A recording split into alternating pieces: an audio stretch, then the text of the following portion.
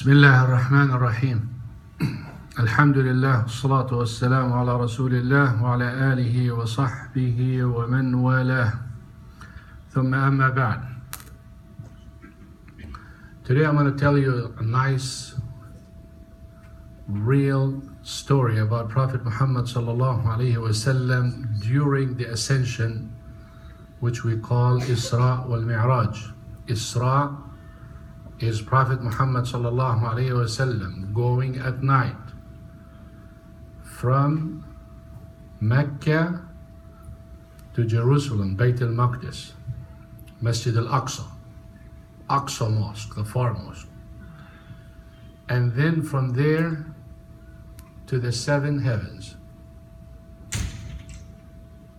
That is where Salah was ordered.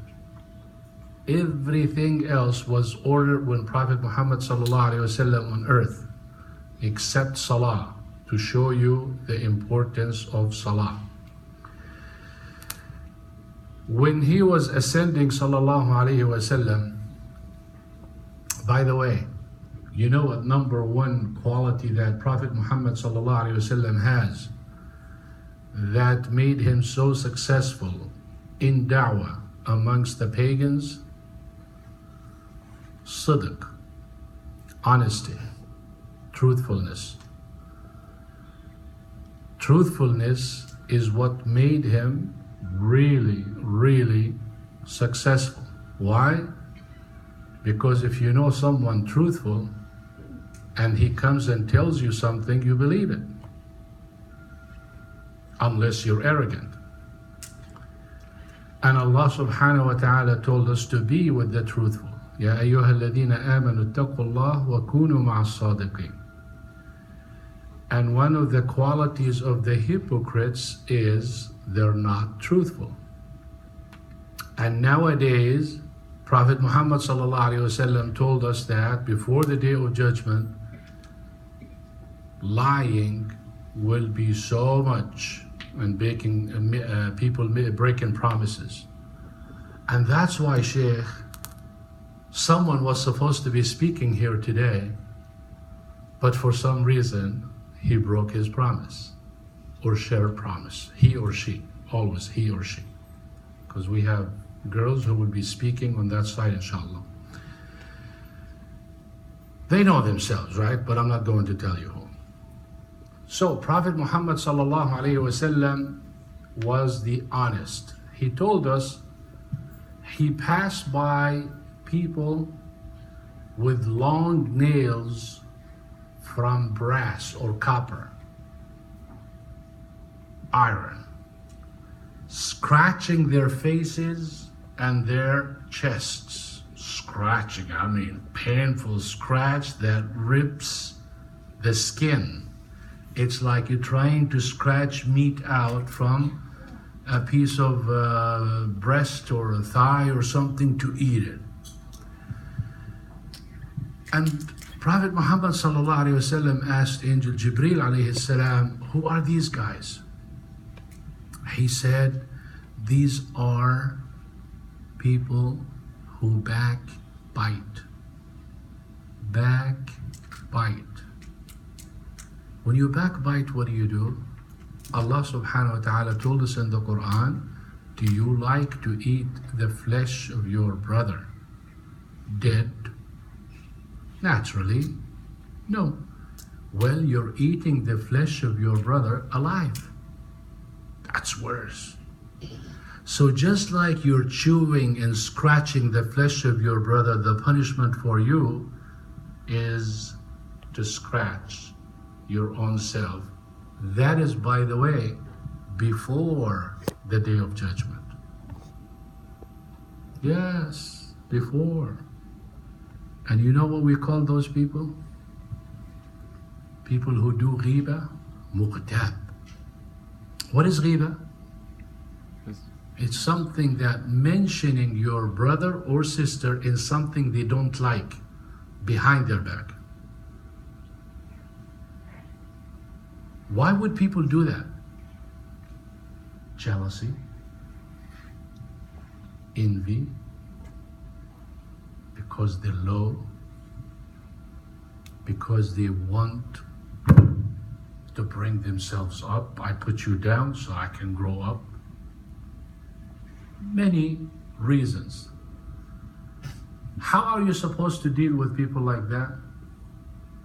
Imam Shafi'i and other scholars told us that one time a person came, by the way, there are two kinds, some ghiba, backbiting, talking bad about someone behind their back, and you have namima. Namima is like, I hear something from him bad, and I take it and I go to him and I say, did you hear what he was saying about you? You should know I am your friend and I care for you. He was saying this. And if someone comes and tells you that, you know what you answer them? May Allah subhanahu wa ta'ala never bless you for this piece of information. You know, when someone does good to you, what do you say? Jazakallahu khayran. Well, the scholar said when someone comes and brings bad information about you, heard from another person, even if it's true, tell him, La jazakallahu khayran. What does la means? No. May Allah not give you good for this. Look at this. They're coming wearing clothes of a righteous person. Honest. I'm your friend. I care for you. He or she saying this about you. Tell them, may Allah never reward you. Why? Because number one, you were fine. Let's say that Mahmoud said something bad about me. Hamza comes and says, Sheikh Hasan, did you hear what Mahmoud said after you left the class? He told me, oh, Hasan, he doesn't have knowledge, he just shows off. Now, he sounds like he's advising me. I would look at him and I said, Hamza, la jazakallahu khair. Why? Because I was feeling good before. And I thought good of Mahmoud before. Now after he told me, I feel bad, he hurt my feeling. Now I have to plan to see how I'm going to talk to Mahmoud, what I'm going to do to Mahmoud, whether to believe him or not believe him, spend my time, meet with him, and God knows what it's going to end up to because of his low piece of information that he brought to me. And some of us are so dumb to accept it and believe that the person who brought you the information is really your friend. How? That's not a friend. A friend is the one who brings good news to you, not bad. If someone comes and brings me and said, did you know what Najih said about you? He really liked the lecture and he learned so much and he... Jazakallahu khairan. That makes me feel good and that makes me like Najih more. But the other way around, I don't know how people consider that person friend. Anyone who brings you information about other people, bad information, number one, don't thank them. Number two, tell them I don't want to hear it. Number three, tell them la jazakallahu khairan. Number four, isolate yourself from them. That's not a friend you want to be with. What happens that people backbite because they are with the wrong company. The company that talks too much or listens too much to bad talk. Both of them are equal. Namima is taking information and passing it. Backbiting is talking behind people's back. Why do you want to keep talking about people? You have more problems than anyone. Why don't you busy yourself and talk about yourself and fix it? That is number one thing we need to do and understand. And fasad. You know what fasad means? Fasad is to ruin relationship between people. Look what Allah subhanahu wa ta'ala said. Wallahu la yuhibbul fasad. Allah doesn't like fasad. And if Allah subhanahu wa ta'ala doesn't like fasad, That means he doesn't like what you do. And if he doesn't like what you do, expect something to have that you don't like. We do what Allah subhanahu wa ta'ala loves, and we stay away from what he doesn't like. Fasad is ruining relationship. And Allah subhanahu wa ta'ala's Muhammad sallallahu alayhi wa sallam, Allah subhanahu wa ta'ala's messenger told us the best thing that you can do is to mend relationship. I see you have a problem with him, I try to bring them together and make them friends again. That is better than extra fasting and extra praying and extra charity and everything. Naturally, the opposite of that is worse, and it is considered major sin. So backbiting is major sin, not small sin, major.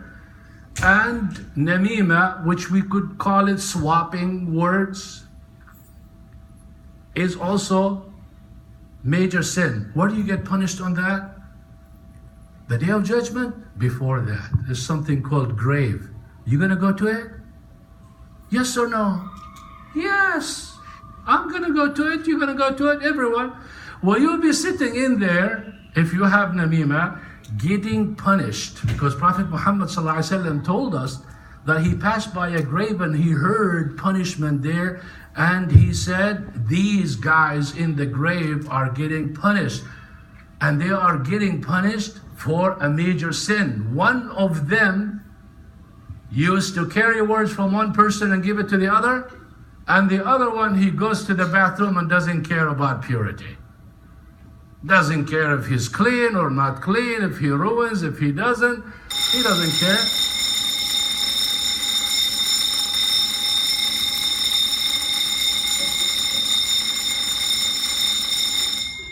Naturally, if you don't care about tahara, you don't care about salah. So make sure that you fix relations, not ruins. You talk good behind people's back, not bad. And make sure that if you want to carry something to another person, carry something good. And if you want to pass information to people of authority about some devilish thing or some haram committed or something, let everyone know that not everything I hear with my ears, I jump and conclude and deal with the other person as guilty. No. He may come and tell me I heard him doing this and that, and I come and I talk to him and talk to that and conclude, may even disregard it. So make sure that enjoin good and forbid evil, and don't take it yourself. There are rules for doing that. Take it to someone who knows how, and don't think that every time somebody brings me information, that means I'm going to act upon that and believe anyone who says anything. No. There is a process, and there is faith, and there is religion that tells us what to do. But the point is, spread good, not evil. And when you promise, fulfill your promise. That's the Sunnah. سبحانك اللهم وبحمدك نشهد أن لا إله إلا أنت نستغفرك ونتوب إليك. السلام عليكم ورحمة الله. Your salam.